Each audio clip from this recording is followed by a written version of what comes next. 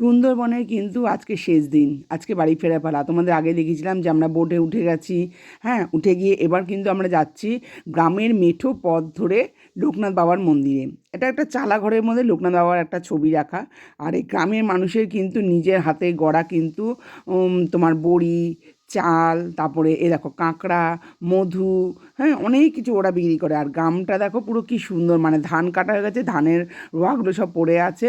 আর তাদের হাতে তৈরি করা মধু, ঘি, তারপরে গুড়, অনেক কিছু তারা বিক্রি করে। বড়ি, ডাল, সব কিন্তু তাদের মাঠে চাষ হয়, খেতে চাষ হয়। এইভাবেই কিন্তু তাদের জীবিকা চলে। চলে এসেছি লোকনাথ বাবার মন্দিরের সামনে, দেখো 8 চালা একটা ঘর, আর একটা ঠাকুরের মানে লোকনাথ বাবার ফটো দেওয়া, আর সব মাটির ঘর, দেখেছো ঘরগুলো সব মাটির কিন্তু।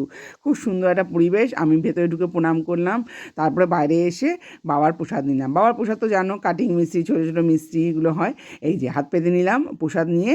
এবার ডাবের জল খেয়ে পেট ঠান্ডা করে গোবিন্দভোগ চাল নিয়ে একদম বাড়ি ফিরে আসলাম। কেমন লাগলো ভিডিওটা অবশ্যই জানিও। টাটা।